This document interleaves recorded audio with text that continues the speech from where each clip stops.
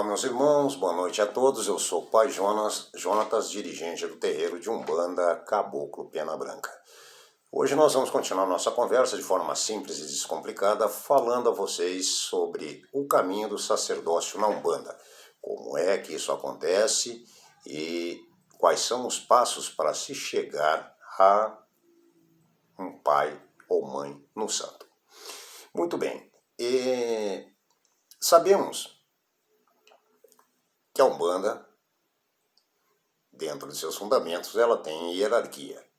E dentro dessa hierarquia é preciso entender como isso funciona.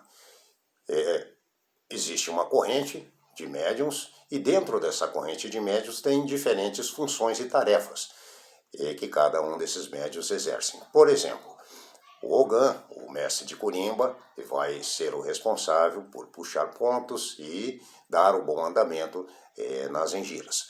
Auxiliando o Ogã, o mestre de Corimba, teremos os atabaqueiros, né, que também serão curimbeiros, farão parte do coro de pontos que serão cantados. Temos também, dentro de funções no terreiro, o cambono ou a cambona, que são médiuns de corrente que são convidados para assistir e atender às necessidades de uma entidade que desce em terra trabalhar, fornecendo a essa entidade todo o material necessário para o bom desenvolvimento daquele trabalho, daquela entidade naquele momento. Por exemplo, se for uma gira de Exu, charuto, bebida; se for uma gira de caboclo, o material do caboclo; se for uma gira de preto velho, o material do preto velho, e assim por diante. Além disso, temos o cargo de zelador de terreiro, e temos aí, em alguns terreiros, temos pais ou mães nos pequenos, e aí o dirigente da casa, que é ou normalmente um pai ou mãe no santo, são o sacerdote geral. Muito bem, mas para se chegar a tudo isso, é óbvio que ninguém nasceu pronto. Esse sacerdote um dia foi um médium, fez parte de uma corrente, se desenvolveu, passou pelo chão de terreiro, aprendeu as etapas, não pulou nenhuma etapa. Ele aprendeu as reverências, os fundamentos, as ritualísticas, os trabalhos de cada linha e os trabalhos necessários para que ele pudesse somar conhecimento ao longo do processo de desenvolvimento mediúnico e dessa preparação para o sacerdócio. Muitas casas têm, além da experiência assistida do chão de terreiro, onde o médium vai, muitas vezes num ritual, em uma gira, assistir uma queima de fundanga, ele vai assistir uma entidade pedindo uma tábua para riscar um ponto de magia, ou um ponto de quebra de demanda, um ponto riscado de firmeza para aquele trabalho. Enfim, as diferentes nuances que envolvem aquele processo de trabalho magístico naquele momento. Além disso, temos, na grande maioria das casas, onde o dirigente toca com responsabilidade, as doutrinas teóricas. Essas doutrinas teóricas, elas podem acontecer em dias individuais, que não nos dias de gira, ou conforme a orientação de cada casa, de cada dirigente. Agora, muito mais importante nesta caminhada de evolução mediúnica, nessa caminhada do médium, são os ensinamentos que ele recebe das entidades quando estão em terra. Muitos desses ensinamentos que são aprendidos ao longo dos rituais de gira, que são passados pelas entidades que estão em terra, muitos desses ensinamentos não vão estar disponíveis na internet ou em publicações de livros. São ensinamentos preciosos que devem ser absorvidos com muita humildade, com muita atenção. Ensinamento de uma entidade vale ouro, por assim dizer. Dentro da caminhada do sacerdócio, eu gostaria aqui de dividir com vocês duas situações. Como era antigamente e como está sendo agora. Lembrando que o fundador da Umbanda, o Zélio Fernandino de Moraes, não fez camarinha, não teve alguém assistindo à sua feitura como Pai de Santo. Porém, é importante aqui entender que ele foi escolhido pelo plano espiritual, pelo plano astral, para fundar a nossa Sagrada Umbanda. Então é diferente e não se pode misturar as coisas, não se pode tropeçar em equívocos.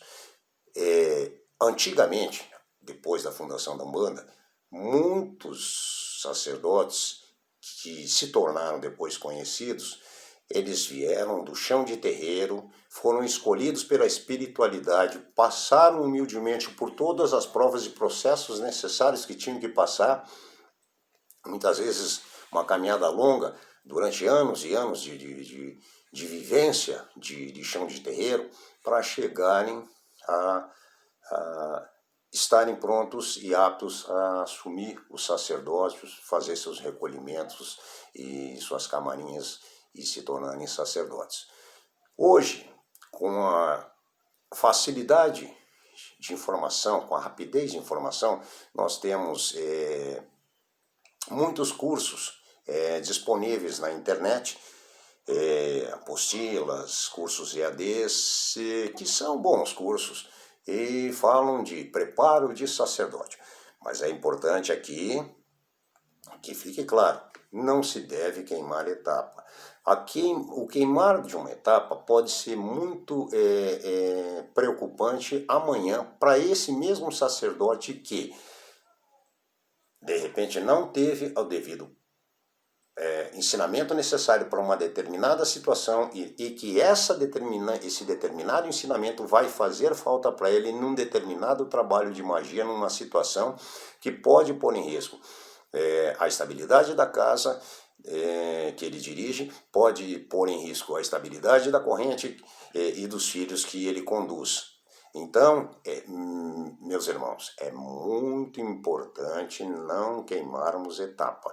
É muito importante lembrar, acima de tudo, que os grandes líderes espirituais da nossa Umbanda foram, por si, pessoas humildes, pessoas que passaram por tanta coisa, tiveram suas histórias, muitas vezes, em algumas delas, assim, de bastante sacrifício, e depois de sacerdote mantiveram essa mesma humildade.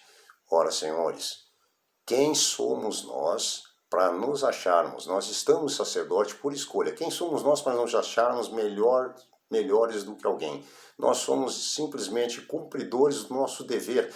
Nós, sacerdotes, estamos fazendo o nosso trabalho espiritual de ajudar no desenvolvimento dos filhos de corrente, ajudar no crescimento espiritual desses filhos, visando ao bom preparo desses médiuns e, através do sinal da espiritualidade, do plano maior, do plano astral, estarmos verificando a vocação desse médium para um cargo hierárquico dentro do terreiro. Então, quando se fala em cargo hierárquico dentro de um terreiro, como em qualquer lugar na nossa vida existe hierarquia. Numa família existe hierarquia, um pai e uma mãe. Em um trabalho existe hierarquia, numa escola existe hierarquia, em todo lugar tem hierarquia. No terreiro não é diferente, existem hierarquias. Tempo de casa, aprendizado, o volume de conhecimento adquirido por aquele médium, e é óbvio que dentro dessa hierarquia deve haver um respeito, deve haver essa harmonia. Ninguém, repito mais uma vez, ninguém é melhor que ninguém. Os mais velhos devem ensinar os mais novos, os novos devem ter humildade de aprender e deixar o tempo correr e não atropelar esses ensinamentos, não querer dar o passo maior que a perna ou querer ir além daquilo que está sendo proposto para um bom desenvolvimento dele. Então, esse atropelar muitas vezes está relacionado à vaidade do médium, está relacionado ao psicológico do médium, e não necessariamente isso seja culpa de um dirigente, isso seja culpa de um terreiro. Não existe médium bom ou ruim. Não existe médium melhor que esse é melhor que aquele, não existe. Existe sim médiums que se dedicam, médiums que se superam, médiums que se sacrificam, médiums que fazem por merecer e esperam que por todo esse conjunto que nós falamos, esperam ter o seu merecimento e esperam ter esse seu crescimento espiritual para que possam cada vez mais promover a sua reforma íntima, se tornarem pessoas melhores, se tornarem médiuns melhores e galgarem essas, vamos dizer assim, posições ao longo do tempo e da prática do chão de terreiro. Esperamos ter esclarecido, a gente fez assim bem sucinto nossa conversa sobre o sacerdócio, para não confundir a cabeça. Havendo dúvidas, entrem na nossa página, Terreiro de Umbanda Caboclo Pena Branca, lá tem vários textos de ensinamento, e falando de Umbanda, falando de espiritualidade, filosofia, e todo um conjunto que vai ajudar com certeza vocês nessa evolução e nessa doutrina espiritual. Nosso saravá fraterno, agradecemos a todos.